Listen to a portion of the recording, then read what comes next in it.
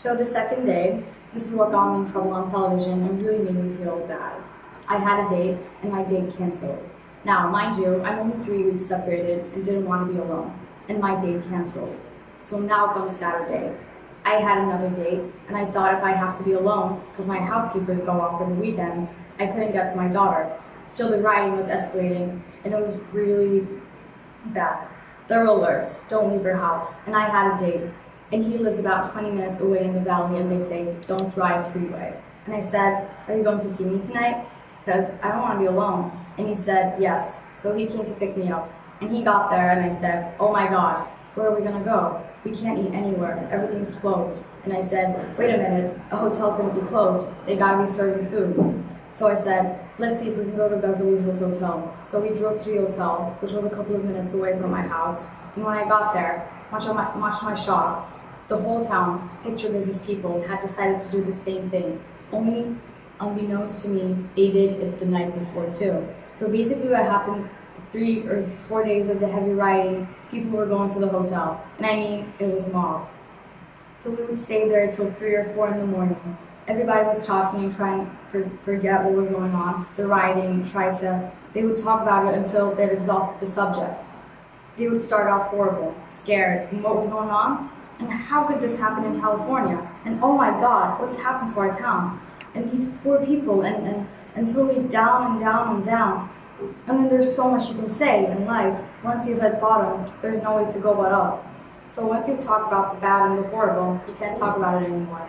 So then you say, well, let me put this out of my mind for now and go on. So that was the mood at the Polo Lounge. After they talked about how bad it was, and maybe they'll come back after an hour, but then they tried to go on. Here we are, and we're still alive. And you know, we hope there will be people alive when we come out. But basically, they would come there every night. And I finally went there for 3 nights and stayed till 2 or 3 in the morning so I wouldn't be alone. I talked to a lot of people. I just want to clarify one thing. In no way I want to give the idea that I accepted the riot in any way or can even joke about it, because I can't imagine anybody joking about it. I mean, I'm too interested in people and social milieux and attitudes, and to joke, I took this thing extremely seriously and no, not joking, absolutely not, no way.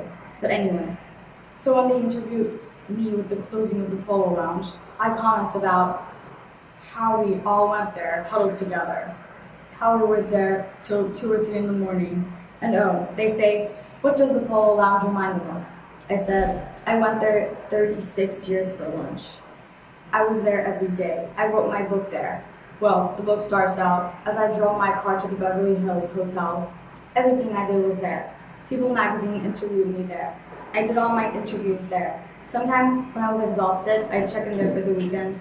When my daughter was little, we'd pretend like we're going on vacation, pack, get into the car, and drive 2.5 minutes.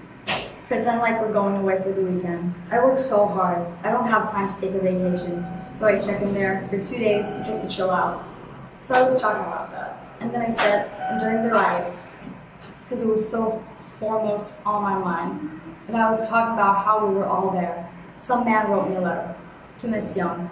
You are really an asshole. You take life so lightly. I saw your interview on television. As far as I'm concerned, you're a dumb shit bimbo talking about having fun during the riots at the Polo Lounge. How stupid can you be? You're an embarrassment.